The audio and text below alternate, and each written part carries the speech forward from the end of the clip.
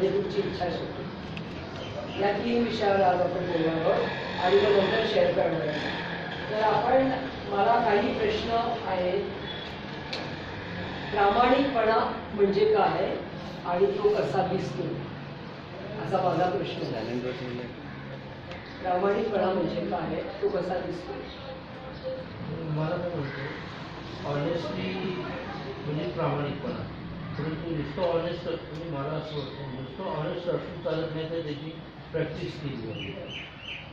नाही, पण ऑनेस्टी म्हणजे काय की तुम्ही माझ्याशी आता बोलताय ते खरं बोलताय, ही ऑनेस्टी आहे का? किंवा तुम्हाला आता व्यसनासाठी सारखं खोटं बोलावं लागलं, सारखंच खोटं बोलावं लागलं, तर ती डिसऑनेस्टी आहे का? What is honesty? ऑनेस्टी म्हणजे मॅडम आपण जे करतो ते आपल्या म्हणजे त्याचा आपल्याला काही भीती नाही वाटणार. बरं, जे काही आपण करणार आहोत ते लपवायची वेळ आपल्यावरती येऊ नये, असं आपण म्हणूया की काही चोरून लपवून असं जेव्हा जेव्हा करायची वेळ येते तेव्हा तेव्हा तो अप्रामाणिकपणा आहे. हां, आता ऑनेस्टी ही कुठनं कशी दिसायला पाहिजे ॲक्च्युली? स्वभावातलं. मुळातले सगळे डिसऑनेस्ट आहात ना तुम्ही? तुम्ही अप्रामाणिक लोक आहात का मुळात? पण मुळात तुम्ही कधीच अप्रामाणिक मुलगा जन्माला आला असं आपण कधी म्हटलंय का? की हा मुलगा जन्माला आला ना, हा अप्रामाणिक आहे असं आपण कधी म्हणतो? किंवा जो मुलगा जन्माला येतो तेव्हा आपण म्हणतो का हा चोर जन्माला आला असं आपण म्हणतो का? तेव्हा मुळात कोणीच अप्रामाणिक, कोणीच चोर वृत्तीचे किंवा कोणीच व्यसनी असे असत नाही. जसजसं आपण पुढे जातो आणि जसजसं आपण आपल्या विचारांनी आणि समाज बघतो, जे जे काही अनुभव आपण घेतो, जे जे शिक्षण आजूबाजूच्या लोकांकडनं आपण घेतो, त्याप्रमाणे आपण आपलं वर्तन करायचा एक निर्णय घेतो आणि तो वर्तन करायचा निर्णय हा बरोबर का चूक हा भाग नाही आहे, पण कधी कधी आपण घसरतो आणि दुसऱ्या मार्गाला येतो. आता मुळामध्ये हे कम्युनिकेशन साठीचं जे ऑनेस्टी आहे ती ऑनेस्टी काही फारशी योग्य नाही. मला तुम्ही सांगा की ज्याला आपण म्हणतो तुमच्या माइंडसेट बरोबर ती असली पाहिजे, तुमच्या व्हॅल्यूज बरोबर ती असली पाहिजे. मी तुम्हाला असं विचारलं की काय मूल्य घेऊन तुम्ही जगता सध्या? काय मूल्य आहे तुमची जगण्याची? काय मूल्य आहे? म्हणजे ऑनेस्टी एक मूल्य आहे, प्रामाणिकपणा हे एक मूल्य आहे. तसे कुठली मूल्य आहेत तुम्ही ज्या यादी जगता त्याची कुठली मूल्य आहेत? फ्रीडम मला आणि घरातल्या सर्वांना. फ्रीडम हे एक मूल्य आहे, स्वातंत्र्य माझं मला आणि इतरांना. जसा प्रामाणिकपणा एक मूल्य आहे तसं फ्रीडम हे पण एक मूल्य आहे. आणखी प्रेम हे फार मोठं मूल्य आहे. हां, सेल्फ रेग्युलेशन, नियम.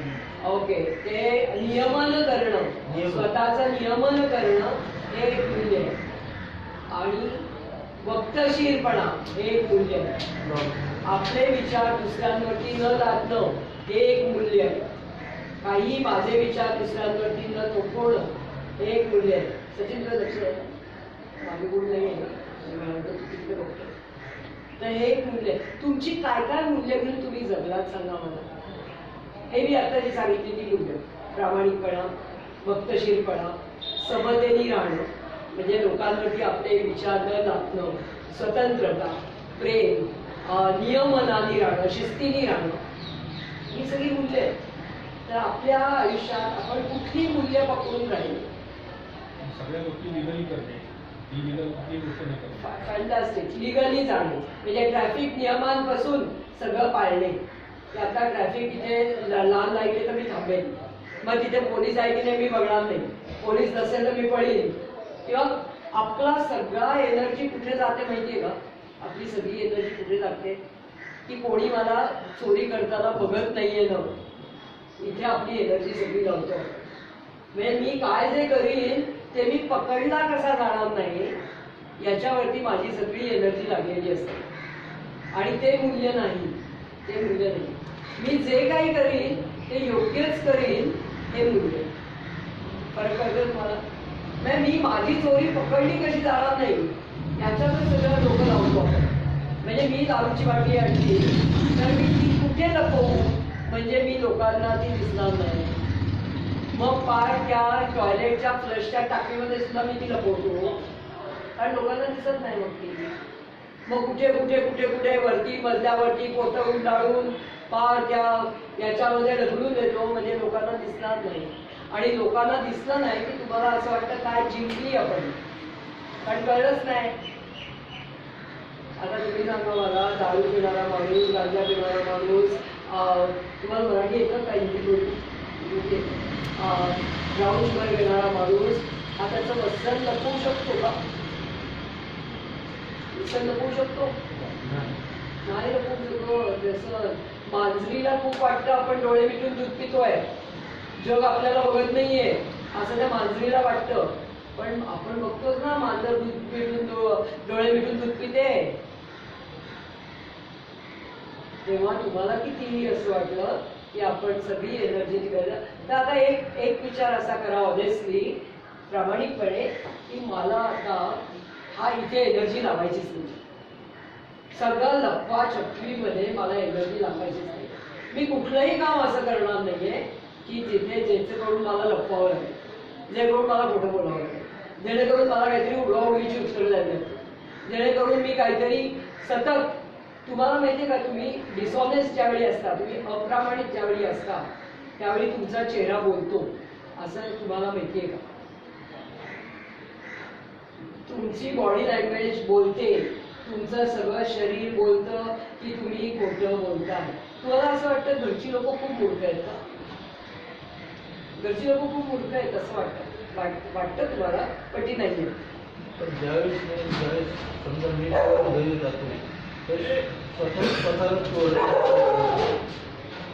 ते पुढे लावलेलं कपाट पुन्हा लावायचा प्रयत्न करतो जेणेकरून आपलं ज्याला आपण म्हणतो ना निरर्थक काहीतरी करायचं ते टाळायचं जेणेकरून परिस्थितीला तोंड देऊ नये. तर मला तुम्हाला काय सांगायचंय की आता ऑनेस्टली आपण हा प्रयत्न करूया की मी स्वतः लपवून करणाऱ्या गोष्टी मी करणारच नाही किंवा ज्या गोष्टी लपवाव्या लागतील असं वर्तन माझ्यातलं होणार नाही. त्यामुळे प्रामाणिकपणा हा फक्त बोलण्याचा नसून की एक मूल्य आहे ही एक व्हॅल्यू आहे आणि या व्हॅल्यूकडे तुम्ही कसं बघा. व्हॅल्यू याचा व्हॅल्यू किंमत मोल त्याचं वजन मोल त्याचं. अच्छा तुमचं मोल काय आहे? प्रामाणिक राहणं. तुमची व्हॅल्यू काय नाही तुमचं मोल कसं तोलायचं? मौल्यवान आहात असं आपण जेव्हा म्हणतो की व्हॅल्यू आहे त्याला म्हणजे काहीतरी किंमत आहे त्याला काहीतरी मोल आहे त्याला म्हणजे ते मौल्यवान आहे तर ते कसं जपायला पाहिजे? एक चांगला माणूस असण्याचं प्रयत्न करणं वाक्यातून जपायला कसं पाहिजे? काचेचं भांडं जेव्हा असतं तेव्हा छान नक्षीदार एखादं काचेचं भांडं इथे ठेवलं तर सहजगत्या तुम्ही एकमेकांनी ते हाताळाल तुलणार नाही तर हाताळलं ते काचेचं भांडं ते काचेचं भांडं फुटेल ते खूप मौल्यवान ते फुटेल. तुमच्या हातातली अंगठी साखळी तुम्ही कशी कुठेही टाकून द्याल का नाही टाकणार? कारण ते सोनं आहे सोन्याला किंमत आहे आणि ती किंमत असल्यामुळे मला ती किमती वस्तू जपून वापरायला पाहिजे. आता मला तुम्हाला हा प्रश्न विचारायचा आहे तुम्ही स्वतःला जपून का नाही वापरत? का तुम्ही मौल्यवान नाही? You are not valuable.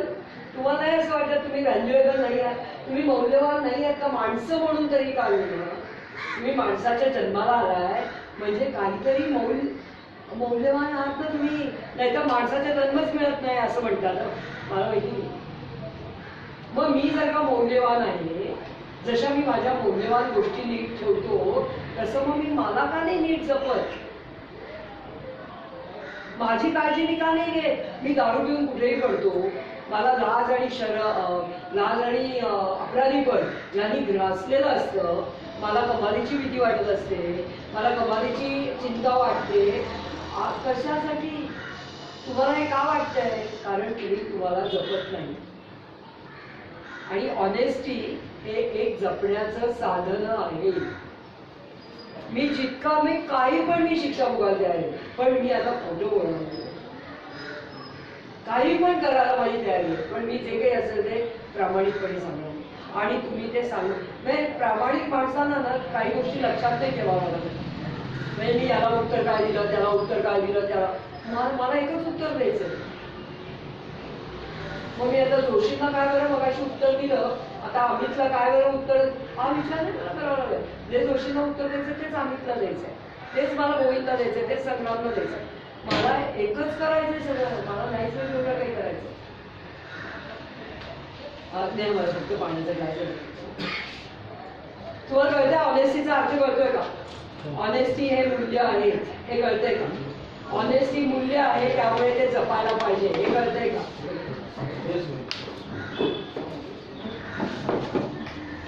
जपायला पाहिजे कळतंय का? ओके. आता मला आणखी एक प्रश्न विचारायचा आहे. तुम्ही जेव्हा ऑनेस्ट नसता तेव्हा तुम्ही अतिशय खोटं बोलता, सारखं खोटं बोलता, दादांत खोटं बोलता. तुम्हाला असं वाटतं की लोकांना काय मस्त फसवलंय, चला आपलं काय आजचं मरण उद्यावर, एवढंच होतं बरं का खोटं बोलण्याने, आजचं मरण उद्यावर, त्याच्यापेक्षा भाग्य होत नाही. पण तुम्हाला त्यावेळी काय वाटतं, what you feel when you lie, when you are dishonest, तुम्हाला काय वाटतं? जेव्हा तुम्ही अप्रामाणिक असता तेव्हा तुम्हाला काय वाटतं, तुमची भावना काय असते? प्रचंड गिल्ट, अपराधीपण. आणि एक लपवण्यासाठी किती एक लपवण्यासाठी 10 कोटी बोलावं लागतं, बरोबर. लाज आणि रिमोर्स येतो, रिमोर्स, अपराधीपण, रिमोर्स, भीती, भीती, करेक्ट, भीती. आणि काय वाटतं आणि तुम्हाला? आणि हे एक एकटं वाटतं का सगळं एकदम वाटतं? म्हणजे भीती, अपराधीपण, चिंता की माझी चोरी उघडकीला आली तर चिंता. तुम्हाला माहितीये गंमत सांगते तुम्हाला, तुम्ही दारू पिता मग ब्लॅकआउटमध्ये जाता, ब्लॅकआउटमध्ये गेल्यानंतर गाडी कुठे ठेवली आहे, गाडी कुठे पार्क केली आहे, आपल्याला काही सुधरत नाही. आणि मग घरी कसे रडबड देता, कारण घरचा वैवाटीचा रस्ता असतो, इथे डोक्यात बरोबर बसलेला असतं, तुम्ही न चुकता घरी येता. घरी सकाळी उठल्यानंतर पहिलं तुम्ही खालची गॅलरीतनं डोकावून बघ, बाहेर जाऊन बघ, काय बघत असता? गाडी कुठे ठेवली आहे, गाडी कुठे ठेवली आहे मी. गाडी तिथेच तर नाही राहिली, गाडी मी पार्क केली होती तिकडेच तर नाही विसरलो, मी घरी कसा आलो, कोणी आली. बरं आता चोरीच ना, घरच्या लोकांना विचारायची की मी घरी कसा आलो, मी घरी कसा आलो, माझी गाडी कुठे आहे, मी कशा अवस्थेत होतो, माझा ब्लॅकआउट मला हे सगळं करायला भाग पाडतो. आणि मग चोराच्या पावलाने इकडे बघ, तिकडे बघ, मित्राला फोन करून बघ, याला बघ, त्याला बघ, गाडी कुठे कुठे आठवते, कुठे पार्क केली गाडी माहिती नाही, पाकिट कुठे गेलं माहिती नाही, मोबाईल किती हरवले माहिती नाही, घड्याळ किती वेळा तुमचं चोरलं गेलंय माहिती नाही, खिशामध्ये पैसे होते गेले कुठे माहिती नाही. असं किती वेळा झालं, किती वेळा प्रामाणिकपणे झालं आता, असे किती वेळा झालं. असं होतं ना की तुमच्या हातात, अरे कपडे काढून घेतलेले मी पाहिलेत तर. तो एक मुलगा तिथे आमच्या इथे आला होता सेंटरमध्ये, तो म्हणला मॅडम काल मला इतकी जास्त मी प्यायलो तर माझ्या अंगावरचे कपडे काढून दे. आणि मग आता कपड्याशिवाय तुम्ही झोपलेली लोक सकाळी उठतो फक्त शर्ट नाही, बनियन नाही, गेलं तर गेलं कुठे. आता काय वाढली मग तुमची, काय वाढली? चिंता वाढली. म्हणजे चिंता, भीती, तुमचं अपराधीपण, लाज, ह्या सगळ्या भावना एकदम येतात. आम्ही समजतं काय बोलते, या सगळ्या भावना एकदम येतात. आता मग तुम्ही सांगा, या सगळ्या भावना एका माणसाला एका वेळी आल्या तर त्याच्या डोक्याचं काय होईल?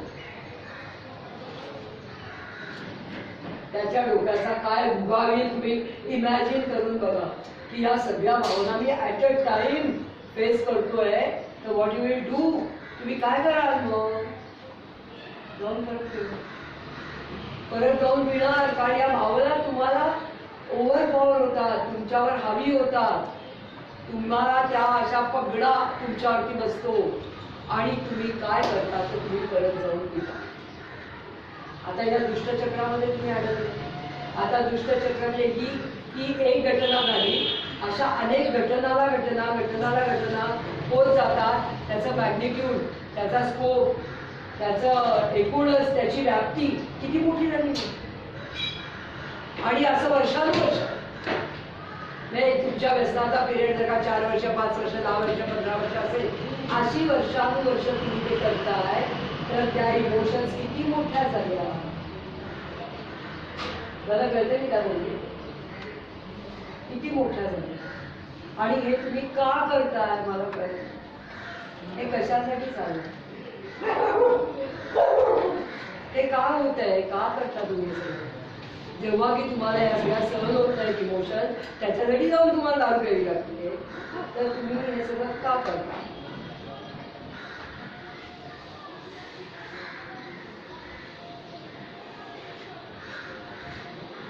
आम्ही आजारी होतो मॅडम, आम्हाला अल्कोहोलिझम नावाचा आजार झालेला आहे, मद्यपानाचा आजार, आणि आम्ही फार बांधले गेलेले आहोत, त्यामुळे हे सगळं असं होत आहे.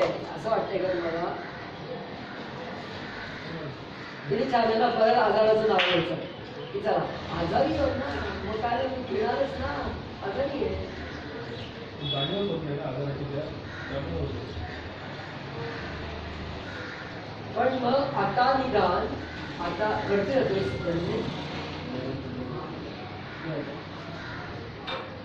आता समजा तुम्ही लक्षात घ्या की तुम्ही आता इथे आहात.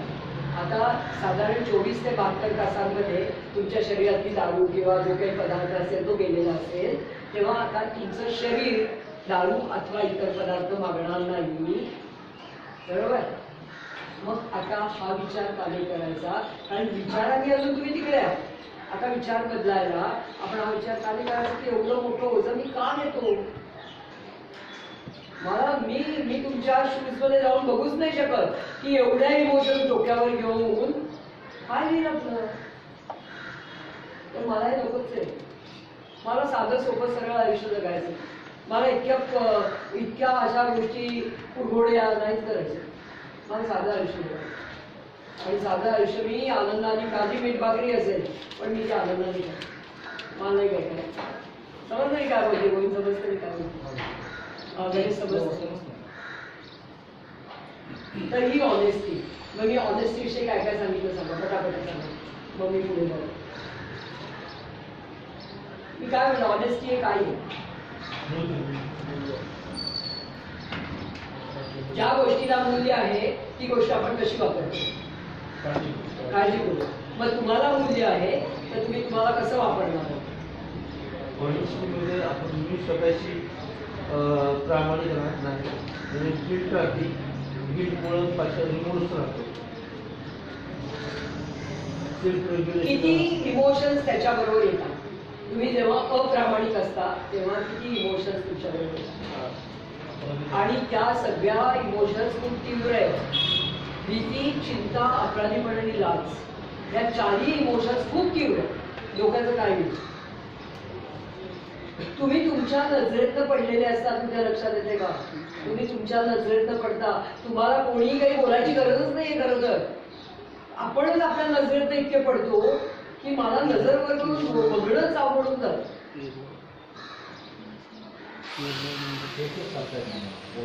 तुम्हाला एक गोष्ट सांगते. एक साधू असतो, त्याच्याकडे 3 पक्षी असतात. ए दादा, ए प्रफुल्ल,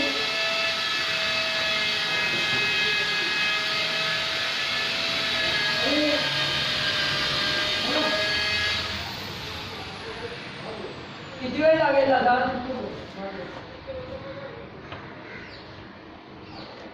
हा, तर एक साधू असतो, त्याच्याकडे 3 पक्षी असतात, त्याचे 3 शिष्य असतात. प्रत्येक शिष्याला तो एक एक पक्षी देतो आणि त्याला सांगतो की जिथे कोणी तुम्हाला बघणार नाही अशा निर्जन ठिकाणी जा आणि त्या पक्ष्यांना मार, असं सांगतो सांग. एक पहिला शिष्य तो पक्षी घेऊन जातो, फार डोंगरावर जातो, वरती चढत चढत डोंगरावर जातो, त्या जंगलातलं चढत एकदम जातो, तिथे आजूबाजूला बघतो कोणी दिसत नाही, त्या पक्ष्यांना मारतो. दुसरा जातो तो एकदम जंगलात जातो, चालत चालत चालत लांब जंगलात जातो, तिथे आजूबाजूला बघतो कोणी बघत नाही म्हटलं त्याला मारतो. तिसरा पक्षी जातो तो पण बराच हिंडतो, इकडे जा तिकडे जा, दरीत जा, डोंगरावर जा, पण त्या पक्षाला घेऊन परत येतो. आणि तो साधूला म्हणतो की तुम्ही म्हटला होता की कोणी नसेल तिथे तू त्याला मार, पण जिथे मी त्याला घेऊन गेलो तिथे मी तर बघतच होतो ना म्हणला, मी तर बघतच होतो, त्यामुळे मी त्याला मारू शकलो नाही. आता मला हा प्रश्न तुम्हाला पण विचारायचा आहे, तुम्ही जेव्हा जेव्हा लोकांना कळू नये म्हणून ज्या काही गोष्टी करता त्याच्यामध्ये तुम्ही कदाचित खूप एक्सपर्ट आहात, एकदम एक्सपर्ट आहात, पण व्हॉट अबाउट यू, तुम्ही तर स्वतःला बघताय ना, तुम्ही स्वतःला बघताय ना, मग म्हणून त्या इमोशन्स येतात. कारण मी बघतोय ना, मला मी बाकी उल्लू सगळ्यांना बघते, मी तर काय माझ्या सेंटरला म्हणायची मला उल्लू बनवणं सगळ्यात सोपं काम आहे, पण ते तुम्हाला मदतीचं कसं ठरणार आहे हे मला सांगा. तुम्ही मला अगदी असे उल्लू बनवू शकता, कारण मी पाहिलंच नाही तुमचं जग, तर तुम्ही मला अगदीच उल्लू बनवू शकता, पण how it is going to help you, ते तुम्हाला कशी मदत करणार आहे ते मला सांगा. तुमच्या घरची लोक, तुमची बायको, तुमची मुलं वीकच आहेत तुमच्यापेक्षा, त्यांना तुम्ही मस्तच उल्लू बनवणार आहात. आणि तो काही पुरुषार्थच नाहीये मुळी. त्या वीक माणसांना ज्यांना काही फार कळत नाहीये, ज्यांनी चार दुनिया पाहिलेली नाहीये, ज्यांना दुनियादारी माहिती नाहीये, त्याला तुम्ही उल्लू बनवलं तो तो काही पुरुषार्थ नाही. पण मग तुम्हाला काय फायदा होणार आहे सांगा, तुम्हाला काय फायदा होणार, काय नाही होणार तुमचं आयुष्य. आणि मी तुम्हाला सांगते, आज नाही तर उद्या तुम्हाला निर्णय घ्यावाच लागणार आहे व्यसनमुक्तीचा. आज घ्या नाही तर उद्या घ्या, आत्ता घ्या नाही तर 4 वर्षांनी घ्या, निर्णय घ्यावाच लागणार आहे. अदरवाईज दोनच गोष्टी होणार, कुठल्या, मृत्यू किंवा नाहीतर तुम्हाला डिसिजन घ्यावं लागणार, तुम्हाला नाही करायचं व्यसन, हा निर्णय घ्यावाच लागणार आहे. आज घ्या किंवा 4 वर्षांनी घ्या, 5 वर्षांनी, नाहीतर तुम्ही जर वेळेत तरी होणार, नाहीतर तुम्हाला अकाली मृत्यू तरी. त्यामुळे ऑनेस्टी हे फार महत्वाचे. तुमच्या नजरेतनं तुम्ही ऑनेस्ट असायला पाहिजे. कधी कधी आपण असं म्हणतो की आपल्याला काही कारणानिमित्त खोटं बोलावं लागतं.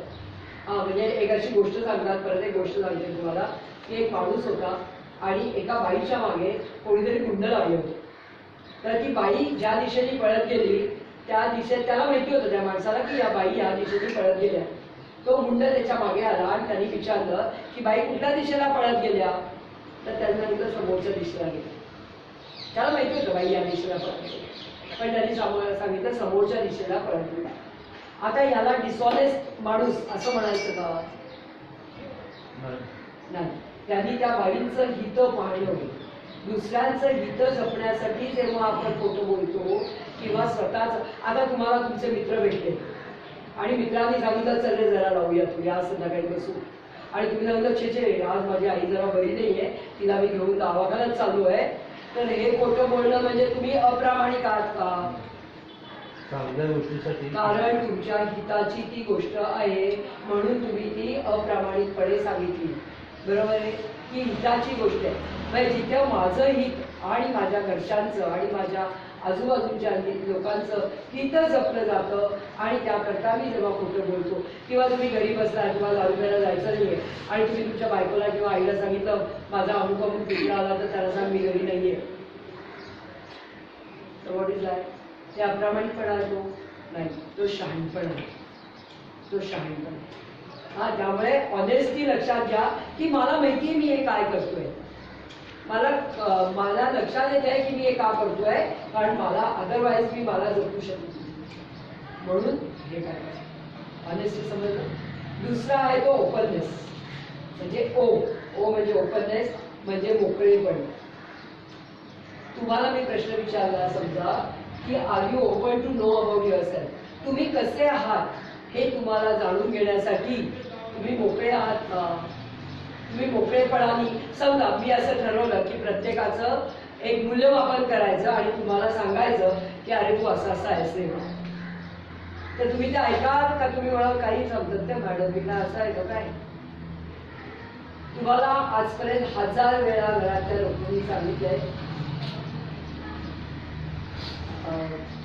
की तू अरे असा असा आहेस, तू दारू जास्त पितोस, तू पैशाचं घोळ करतोयस, तू खूप कर्ज केलेली आहेस, तू नीट वागत नाहीयेस, तुझं हे लक्षण ठीक नाहीये, तू आम्हाला त्रास देतोयस, तू आमचा असं अनेक वेळा लोकांनी सांगितलं ना. सांगितलंय का नाही इंद्रनील माझ्याकडे लक्ष दिलं सांगितलंय का नाही. लोकांनी सांगितलं मला मी ते घेतो का. मी काय म्हणतो त्याच्यात मी काय म्हणतो त्याच्यात मी म्हणलं वागायचं जर नीट वागलं तर आमच्या घरी राहायचं नाही असं जर का घरात म्हटलं तर मी काय म्हणतो त्याच्यावर आम्ही काय म्हणतो की सचिन समजा तुमच्या घरच्यांनी असं सांगितलं की असं असं आहे प्रशांत जसा बसा ना प्लीज काय म्हणतो मी त्याच्यावर तुम्ही ऐकता मोकळेपणाने. ओपननेस आहे तुमच्याकडे की लोक काहीतरी वेगळं बोलतायत माझ्याविषयी मी ऐकतो ते. लोक काहीतरी मला इंडिकेट करतायत, लोक काहीतरी मला सूचना देतात, लोक म्हणतायत की अरे तुझं पाऊल घसरतंय मी ऐकतो का. तो ओपननेस एकदम तो ओपननेस माझ्यामध्ये आहे का. तुम्हाला मी म्हणलं तुम्ही दारुडे आहात तुम्ही ऐकता. तुम्ही त्याचे एवढी पितच नाही माझ्या घरच्यांनी मला विचारून ठेवलंय मला एवढा प्रॉब्लेमच नाहीये.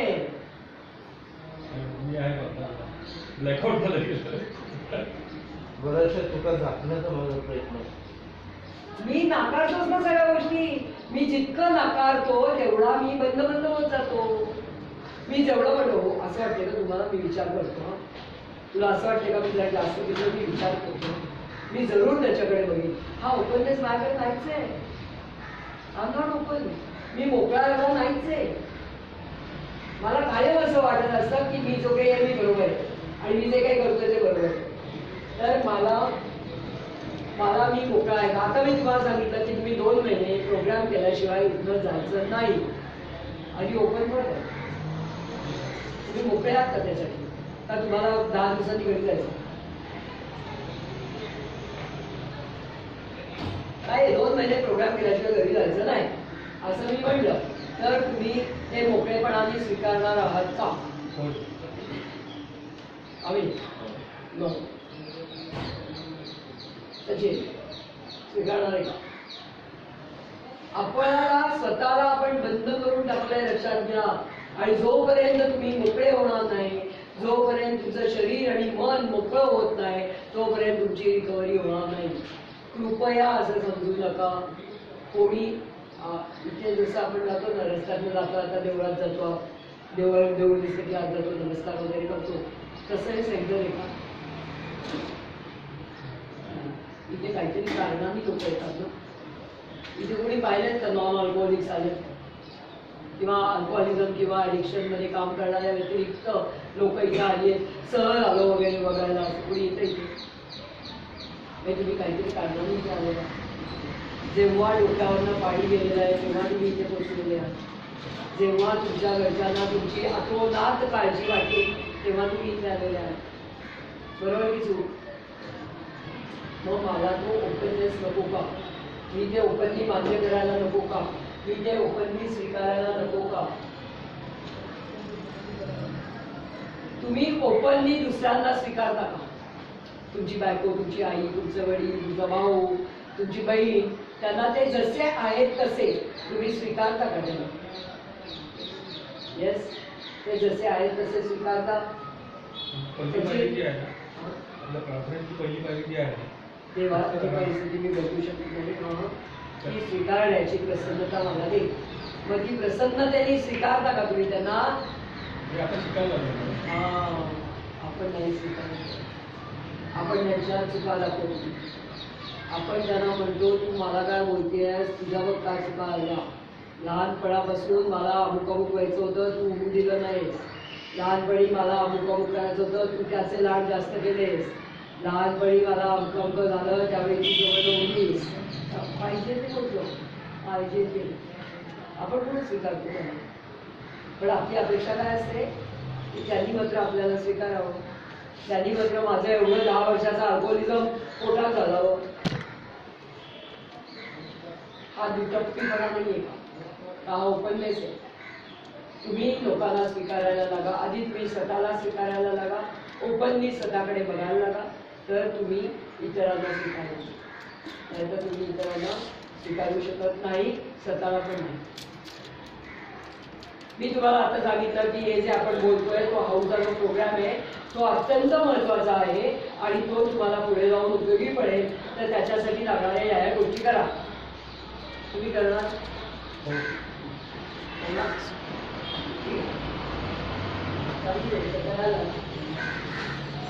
आता तुम्ही जेव्हा ओपन नसता आणि बंद असता तेव्हा काय काय होतं की मी ओपनली सगळं मान्य नाही करत.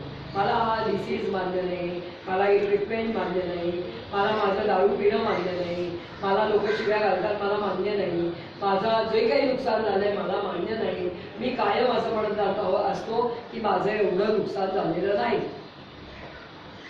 मी एवढा त्रास दिलेला नाही. माझा पुढचा प्रश्न असा आहे केवढा त्रास दिला की तो जास्त आहे. एवढा मी त्रास दिला नाही, मी अजून कर्ज काढलं नाहीये, मी अजून अंक केलेलं नाहीये. मी अरे मग किती त्रास अजून द्यायचा? म्हणजे बाबा असं म्हणायचं की हा एवढा त्रास दिला आता या संस्थेत या, किती त्रास द्यायचा अजून? मी अजून एवढा त्रास दिलेला नाही, मी अजून बायकोचं मंगळसूत्र विकलेलं नाही, मी अजून देव विकलेले नाही, मी अजून रस्त्यावर पडलेलो नाही, मी अजून माझी गाडी मला ब्लॅकआउट झालेला नाही. मग हे सगळं होईस्तोपर्यंत वाट पाहिजे का तुम्हाला? वाट पाहिजे तर पाहू शकता. 24 दिवस आमचा दिवस म्हणून अगदी बघा वाट, अगदी बघा. तो दिवस इतका जवळचा आहे की लगेचच लक्षात येईल तुम्हाला की मी आता हे सगळं बघितलंय. परत पण मग परत परत वेळ घालवायला तुमच्याकडे एवढा वेळ जास्त आहे का? एवढा वेळ जास्त आहे का? एका झटक्यात आलाय, बंद करा, निघून जा आणि छान राहा. आपल्याला तिकडे यायचंय कशाला? जसं मुक्ती केंद्रात येणं काही खूप रम्य ठिकाणी नाही येत. आपण काय म्हणतो थंड हवेच्या ठिकाणी जातो का आपण? जसं मुक्ती केंद्रात येतो म्हणजे it is not a great thing. त्यामुळे भरकन प्रोग्रामला भरकन बाहेर जा, मस्त सोबत राहायला लागा. इथे कसं नाही परत परत काय कसं नाही, काही कारण नाही, काही कारण नाही. तर फक्त म्हणून ओपनली सगळं ऐका. जे काही सांगतो ते ओपनली ऐका. आणि ओपनली ज्यावेळी ऐकाल त्यावेळी सगळं मोकळं मोकळं होतं. आपल्याला स्वतंत्र झाल्याचं वाटतं.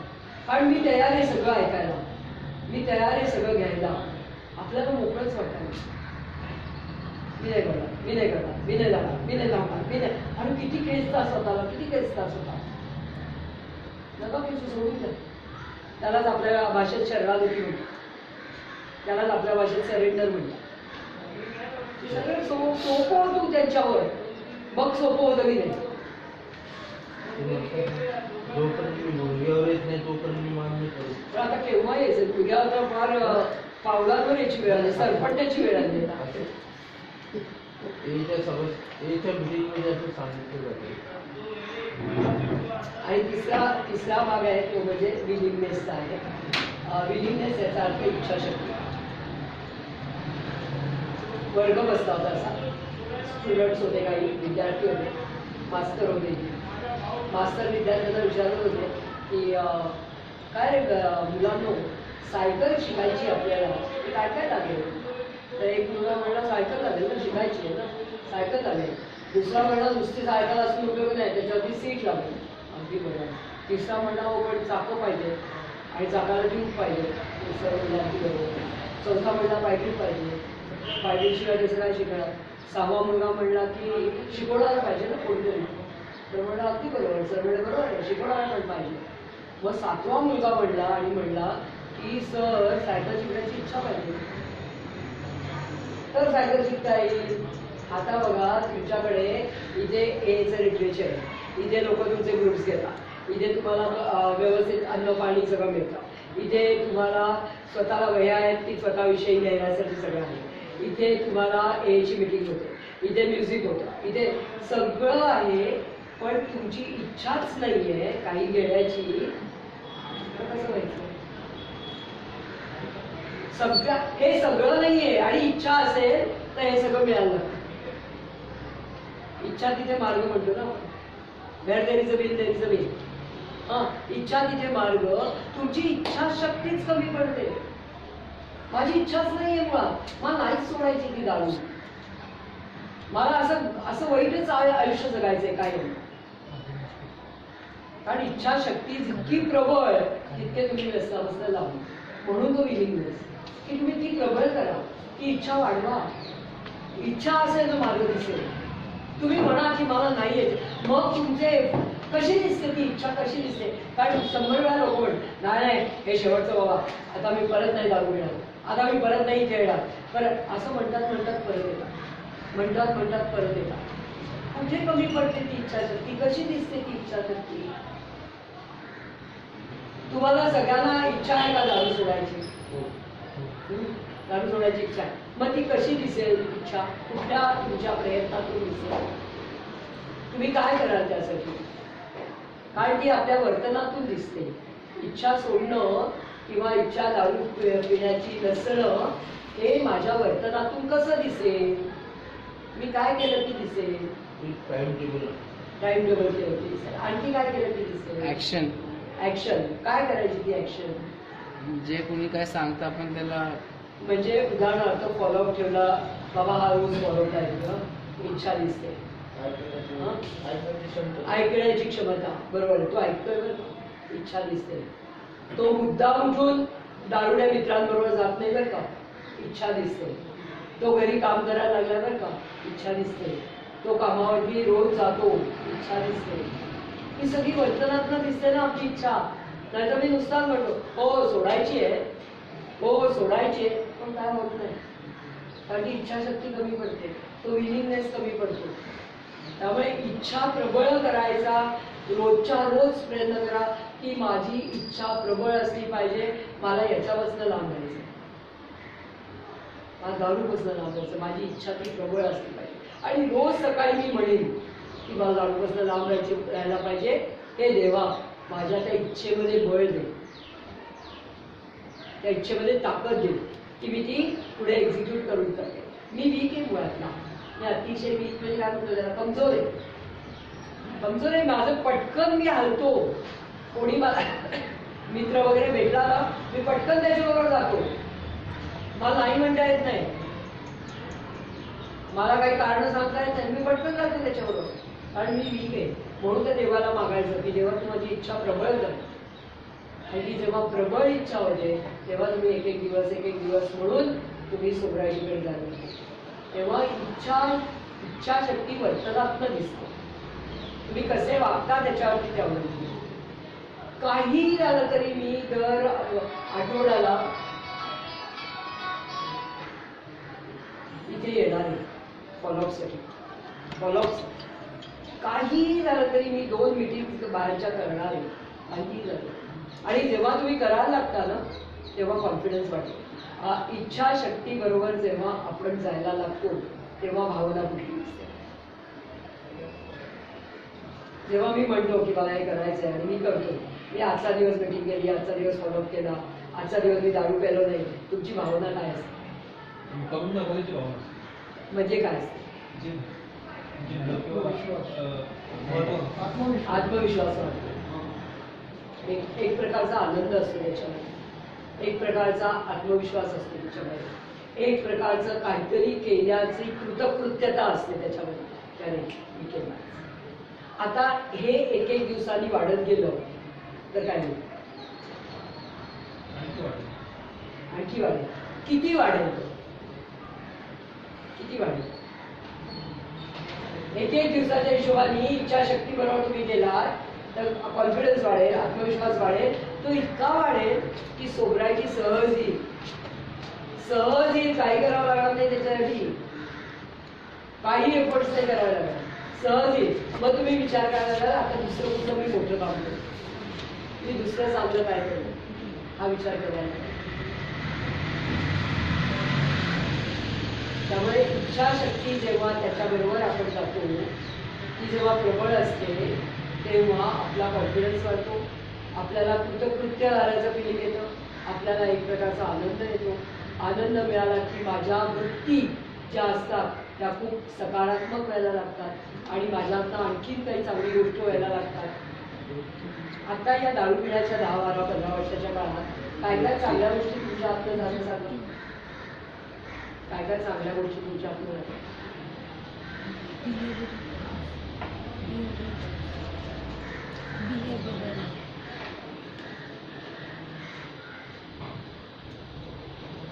अवघड आहे ना. कारण मी स्वतः लेखन करतो, त्यामुळे त्यातली रचनात्मकतेचा आनंद माझा स्वतःला मिळतो. दारू पिण्याच्या काळात आपण कशाही गोष्टीचा आनंद घेऊ शकत नाही. मग मी घेतलेलं नाही, मी स्वतः केलं. तो फार काय टिकत नाही. मग दारू का आली परत? दारू का आली आपल्या आयुष्यात? दारू म्हणजे जे काही व्यसन असेल ते. मला जर का ह्या गोष्टीने आनंद मिळतो तर मी परत दारू का प्यायलो? इच्छाशक्ती कमी होते, दारू सोडण्याची इच्छाशक्ती कमी पडते. म्हणून रोज रोज सकाळी उठल्या उठल्या म्हणायची मला हे देवा, मला ते बळ दे की मला जे काही ठरवलं मी ते आज मी पूर्ण करतो. आणि मला खात्री आहे तुम्ही ते करा, तुम्ही ते करा. तुमच्या आपल्या सगळ्यांमध्ये ती ताकद आहे खरं तर. आणि ती ताकद आपण ओळखून पुढे गेलो तर आपल्याला ती ताकद एकदा कळली ना की माझी ताकद कुठं कोण झाली वरती का वर जा वर जा वरती पाहतो. तर ही ताकद आपली वाढवायला लागते. मला आणखी एक शेवटचा प्रश्न घेऊन मी थांबते की तुम्हाला सगळ्या संधी उपलब्ध होत्या.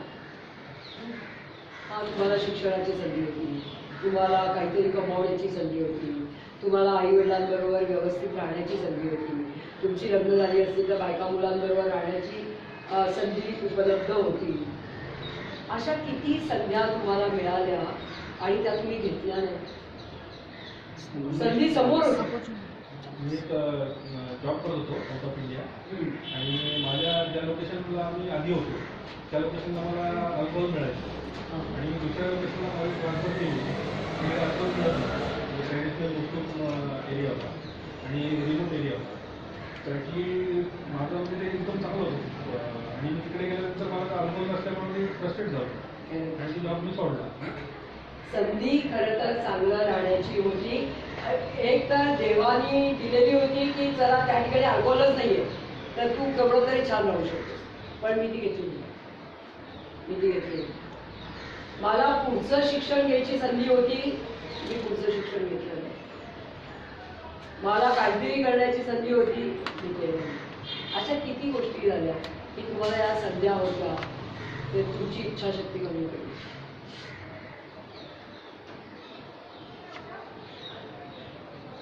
शोधून काढ की माझ्या या आत्ताच्या आयुष्याच्या स्पॅनमध्ये किती संध्या मी दवडल्या,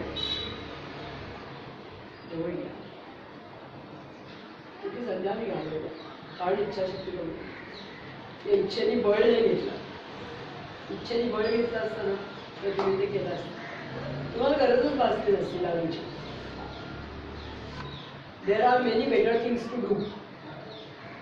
बऱ्याच चांगल्या गोष्टी करता येण्यासारख्या आहे दारू व्यतिरिक्त.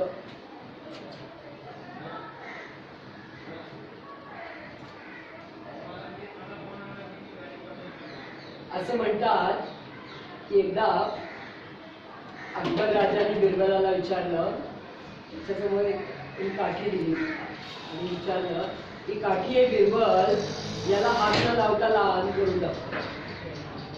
म्हणजे याला या काठीला हात न लावता ती लहान करून टाक. बिरबलच होता ना. तर बिरबलाने त्याच्यासमोर मोठी काठी आणून ठेवली आणि म्हणला कुठली काठी लहान झाली? आता ती मोठी काठी, आता ही अल्कोहलची काठी आहे, ती तुमच्या व्यसनाची काठी आहे. ती लहान करायची असेल तर त्याच्यासमोर काहीतरी मोठी काठी ठेवायला पाहिजे. मग ती कशाची असेल?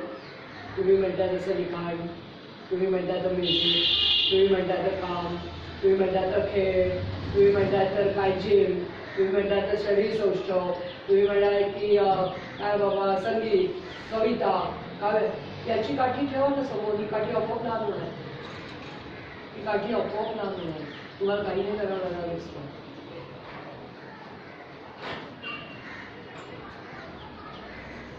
कुठल्या कुठल्या हॉबीज आहेत तुम्हाला सांगा? तुम्हाला लिखाणाची आहे सगळं कुठलं?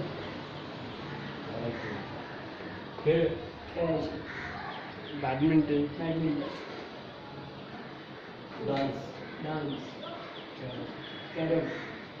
कॅरम मला वॉकिंग आणि मूवीज पाहिजे डेली मूवी पाहतो.